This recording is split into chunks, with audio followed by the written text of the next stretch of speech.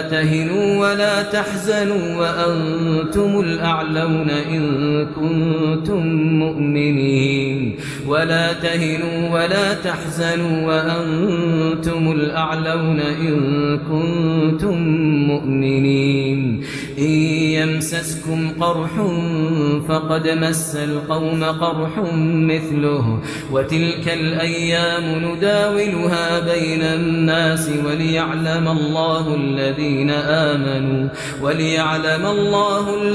آمنوا ويتخذ منكم شهداء والله لا يحب الظالمين.